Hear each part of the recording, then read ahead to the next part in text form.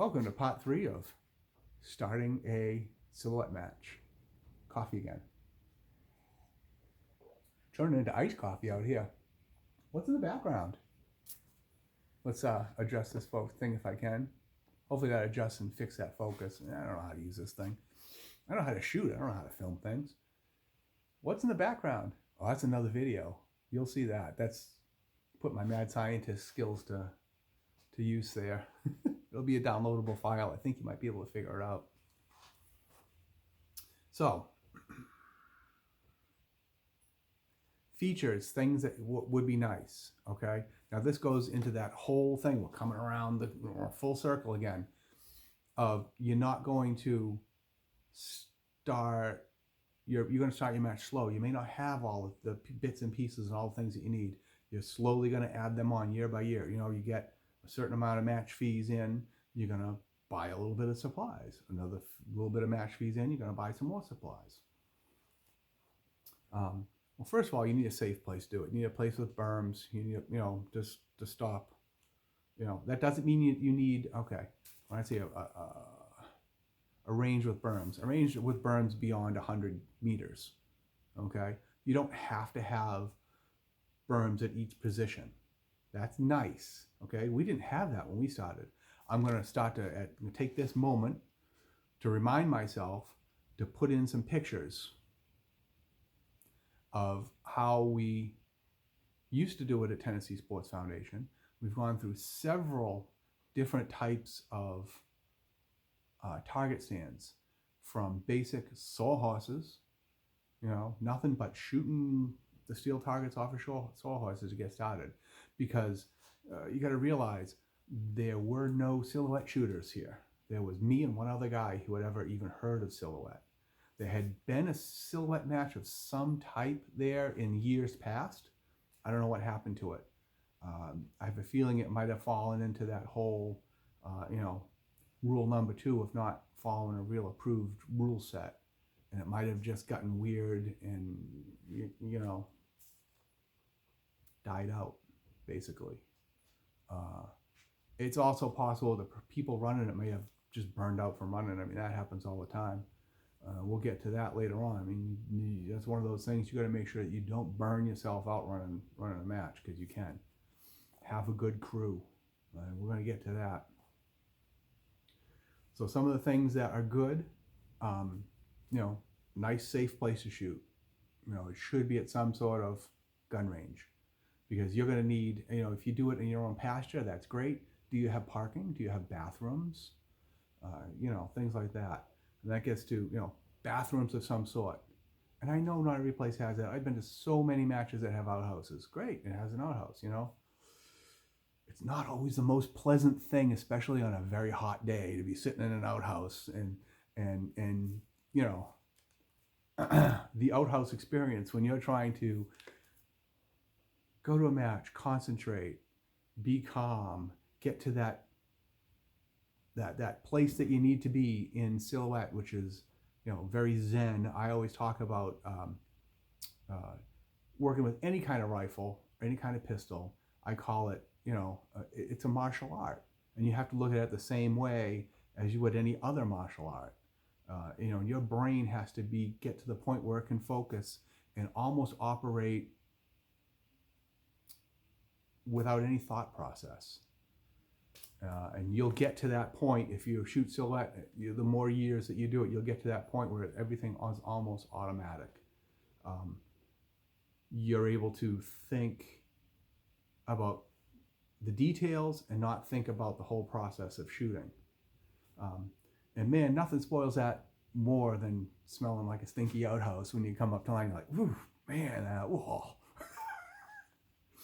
So if it's possible to have bathrooms, if you live in a high temperature, high humidity place like where I live now, it's nice to have air-conditioned bathrooms, or an air-conditioned place where somebody can get in and get out of the heat if possible.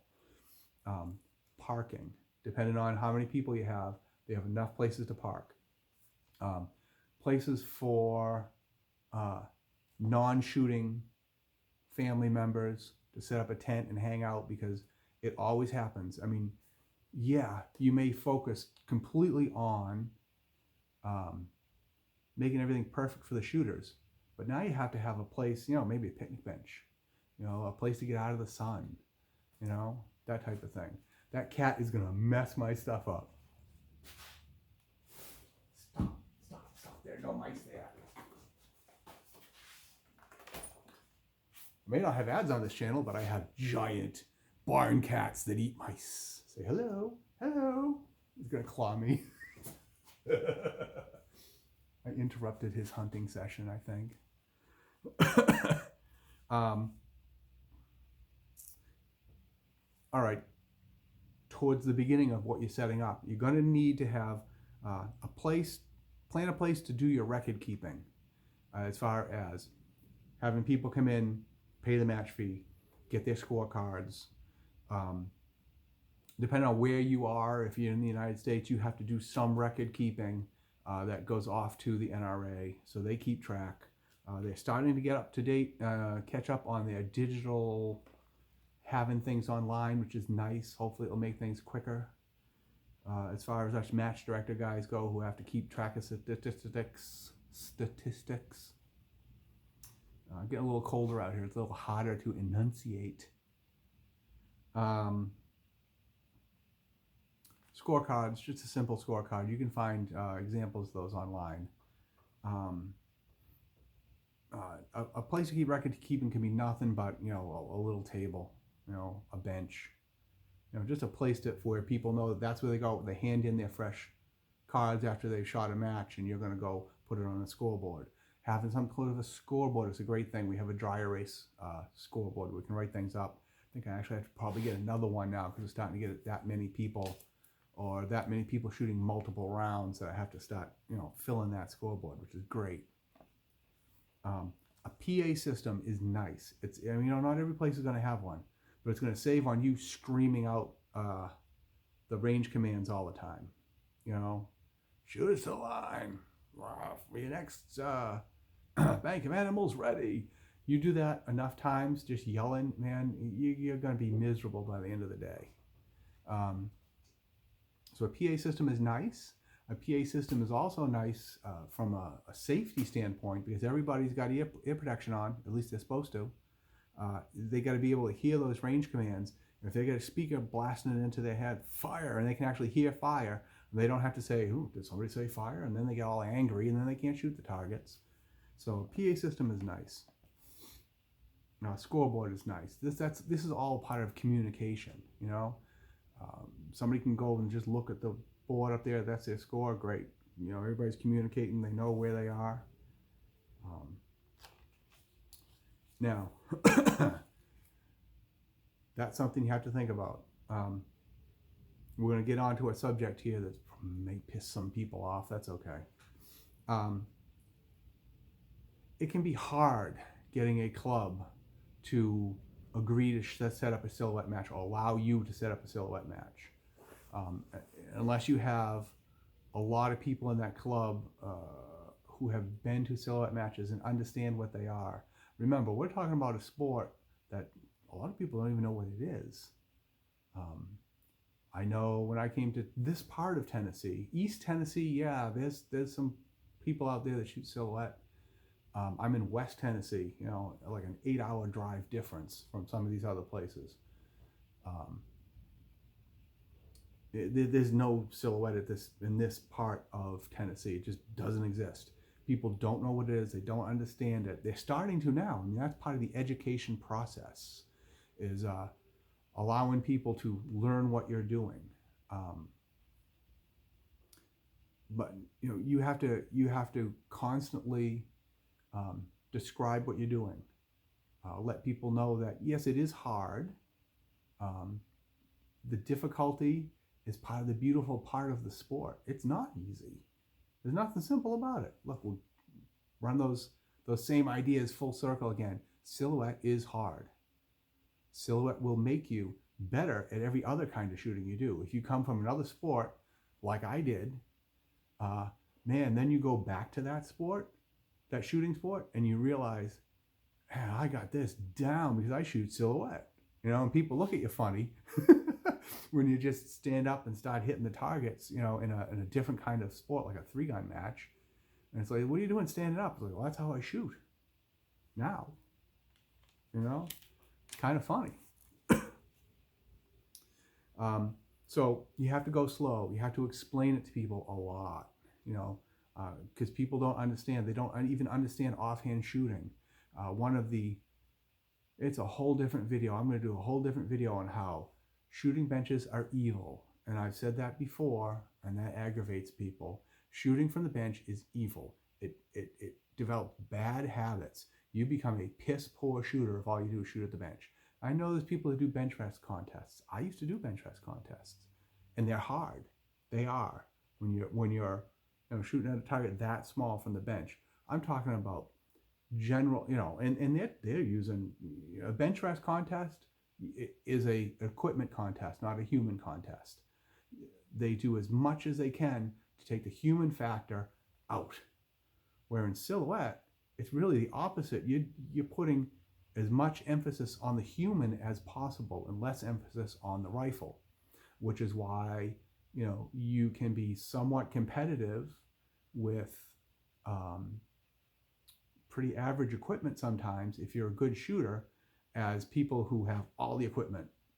You can kind of you can compete in that, be fairly good. It puts the emphasis on the human, not the emphasis on the equipment. And that's actually one of those things, that's one of those big selling points, actually, when you explain that to people. Go slow. Explain things. This is in my notes. It says, me, am the worst violator of this. I will talk to people at a silhouette to silhouette shooter level, and it goes right over their head. And man, and then people just look at you like, huh? What is he talking about? And you got to go slow. You got to break it down. The more non-silhouette shooters understand, the more receptive they are to setting up a match, because you're almost always going to be setting it up on someone else's range. All right, so let's say you belong to the club. You're one member. The range belongs to all those other people. So you're on somebody else's range, essentially. And you have to explain it to them. But, again, communication is the key. It's not easy to start because there can be politics involved, internal politics, as far as we don't want to shoot, we don't want to get involved in the NRA. That almost never happens in the United States, but I have had it happen at one place in Massachusetts. We don't want to deal with the NRA. It's like, what? Whatever. That's when you throw your hands up and you walk away, because you're not dealing with people who are reasonable at that point. And that's what I did there. That was a different one. That was a third place. That was, oof, man, tough folks to deal with, I'll tell you. That's, So this part, we're on page 3 now of 7. This is crazy, but I wanted to make sure I get all this information out there. Okay. Are there easy ways to start up? Yes, there are easy ways to start up. Okay, one easy way is paper targets. You're not investing in steel targets. That's the other thing. When you start, you have to, when you do your research and decide what style of silhouette that you're going to do, what class of silhouette you're going to do. Steel targets are an investment. Now, you buy those steel targets, and as long as you treat them properly and don't shoot them with the wrong type of ammo for the wrong type of target, and make sure that if you're in a club, that you probably might want to lock things up so other people don't take them out and abuse them because they don't even understand what silhouette is. When you're dealing with people who don't understand what silhouette is, they don't understand that you can't shoot a target intended for a 22 long rifle with any kind of a high power cartridge because you destroy it. So, you get that. And it's not, you have to lower your blood pressure and try not to flip out at people. They don't understand. They just don't get it. And education. But you can start with paper targets at the correct distances, the correct sizes. You can download, a target online, make a stencil, use that as a template, put up 5 chickens, put them out there. Let's see if people can even hit them. One of the things that I always do, and I've done it with several different people who have tried to increase popularity at their venues. You make up a little sign, you bring them to a gun shop, with a sample target of the correct size, the distance, hand these out to people, post them up. So let's see if they can even hit them, and then you say, oh yeah, but yeah, you can hit them. Did you hit them offhand? Yeah, you can hit them from the bench. That's great. Now let's stand up and try hit them offhand, and then the light bulb goes off on top of their head like this giant, big ass annoying light that I have here. And they say, oh, wait a minute, that's hard. Yeah, it is hard. So you can start with paper. Or you can have, Saturday afternoon get together of a few people who might think they'd be able to do it. Shoot on paper. Keep your scores. Start getting used to that concept of this is the size target that we're going to shoot. And these targets, when you're shooting something like this at 100 meters, that's a pretty small target. Shooting at 100 meters offhand. You got to get people used to that. That's the size that we're going for. Now, like I said, we started on sawhorses. That's not very expensive. That's a little bit of lumber, and if you're lazy like me, a couple of sawhorse brackets, because I don't want to sit around engineering wooden stands that I'm going to just shoot up anyway. So, replaceable 2x4s on brackets. If I shoot them up, throw them in the scrap pile and put on another 2x4. Get you started.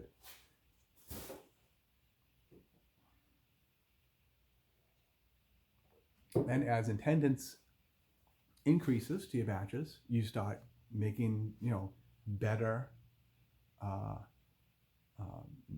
more permanent target stands. In my situation, I'm going to keep coming back to my situation because that's what I know and that's what I can explain from. We have a special situation where I have to remove everything at the end of the day. The only thing that remains is the dirt berms, which I was able to put up last year. We had 2 years where we didn't use dirt berms behind each target distance. Last year I was able to put some up. It makes a huge difference.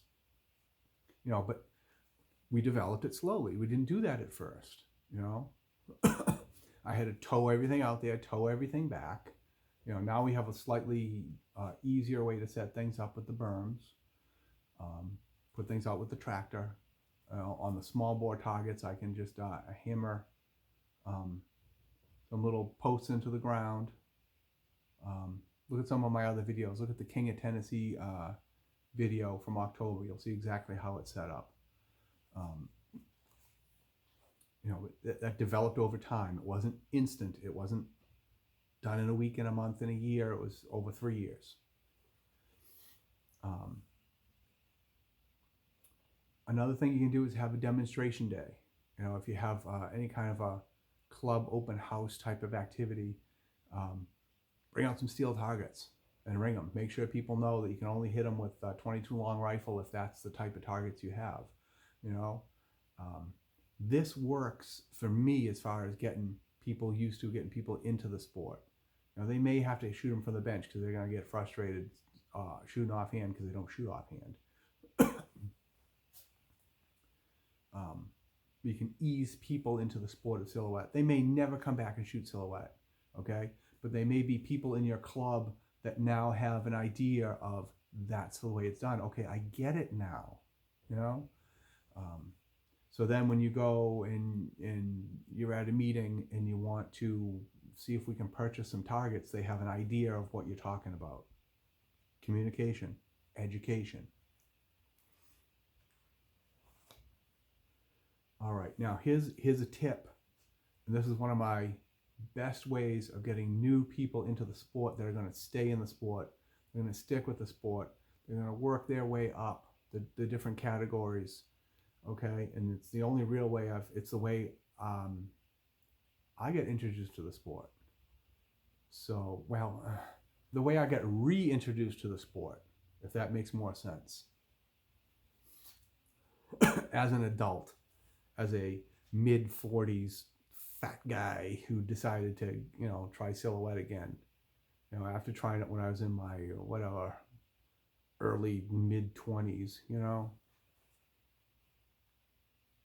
is if you have the ability to shoot on half scale targets, what we call cowboy targets, lever action targets, they're much larger than the little small bore targets. But if you can have people shoot those with a scoped rifle and get used to that idea again, you're educating, you're getting people interested. It's obviously not an approved match, It's we call it club rifle. It's a way to get people get in there. They're going to be keeping score on a scorecard. They're going to be shooting a 40 round match, but they're shooting a scope rifle on the bigger targets, But they're going to ring steel. They're going to knock over some targets, and they're going to get hooked, and then they're going to slowly graduate and build confidence to the point where they're moving over to the other side of the range and shooting the smaller targets. It's worth it. I mean, you get people hooked. It's like a drug. You get people hooked into hitting those targets, and they're going to come back month after month and want to hit more targets, and they're going to be frustrated, and they're going to be angry at themselves, and they're going to practice more, and now they're going to go and they're going to hit 10 targets, and they're going to hit 15 targets, and they're going to be much happier. And that day when they hit 20 targets, they're going to be over the freaking moon because they hit 20 targets, and it took them 2 years to get there. But it's worth it, because those are the guys that stay. Those are the guys that, you think about it as retaining a customer. You get that person to, I look at everything like a business, but that's just the way it is with me. You get that customer who's coming back to your monthly match, who's happy, and now he's going to be a guy who can bring somebody else in. They may be a person who is good at doing statistics, and now you don't have to do that, because now you can say, dude, you're way better at taking down the, you're way better at running the spreadsheet than I am, so here you go. It may be somebody who, his wife is really good at shooting lever action rifles, so now she's dominating in lever action rifle. Now you've brought 2 people in, they bring friends in, and now you got 25 people at your matches every month. It's just the way to go.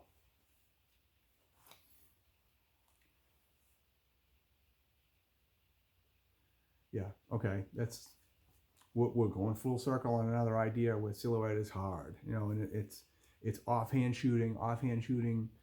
You got to ease them in, because it really is, at least in the United States, it's like a lost art, because too many people are on the damn bench. You got to teach them how to shoot offhand. You're going to have, if you have a demo day, you're probably going to have shooting clinics. We get a couple of people who really do know how to shoot silhouette, trying to explain to people who haven't done it before, haven't shot a lot of offhand, how to stand, how to present themselves to the bank of targets, how to square themselves off, how to calm down, how to take a breath, how to not try to shoot rapid fire, use all your time, all these little things that you have to learn. It's a huge learning experience for somebody who comes in new. You have to try to slice it off into small slices and say, well, you should try working on this, and then the next month you should try working on the next thing, shooting on the timer. I explain to them that they have to really practice every day. Right now it's winter in the Northern Hemisphere. I'm just getting to the point now where I'm going to have to start practicing every day, because now it's January, first match is in February. A lot of places the first match is until April and May. Start lifting that rifle every day. You have to explain to people that it's again, like martial arts. You have to practice every day. It is a martial art. It's not like martial arts. It is. Right, and too many. I redo the same things on my notes a lot of times. A challenge that you have as a match director, as a promoter of the sport, is to get competitors, where they're new competitors who come over from another sport, get them comfortable shooting with offhand on small targets.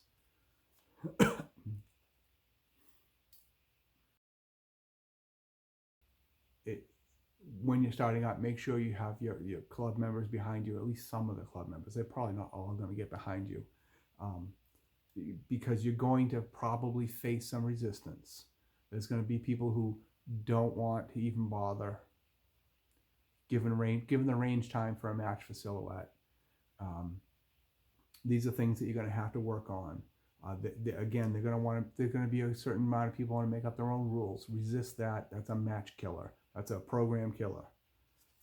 Because you want to go by the regular set of rules to bring, because you're not just looking at bringing people from the club. There's so few people that shoot silhouette anyway. You need to be able to bring people from around the region to be able to shoot there. All right. In your first year, in your first 2 years, limited amount of calendar dates that you're going to put on silhouette. You might have 5. You might have 6. You don't want to, and you want to do the schedules in the good weather time. Yes, I have a match scheduled for February because there's a regional in March, and some people asked me to schedule one in February so they'd have at least one tune-up match before they go to the regional.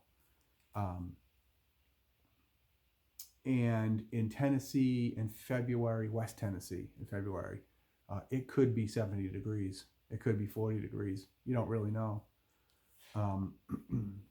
So schedule yourself at the beginning a few matches, not a ton, because you don't want to bury yourself. You don't want to burn yourself out having a whole bunch of calendar dates. You want to get used to doing it. You want to start small, start slow, incremental steps. Don't do everything yourself. See if you can get a crew, if you can get 2 people, 3 people. Sometimes you may just have people who help you break down the match. Sometimes you may have people who can only show up early in the morning and help you put the match together. I don't know if you can hear the dogs going crazy barking in the background. I don't know what that's all about. I got some out here that I think are chasing a coyote.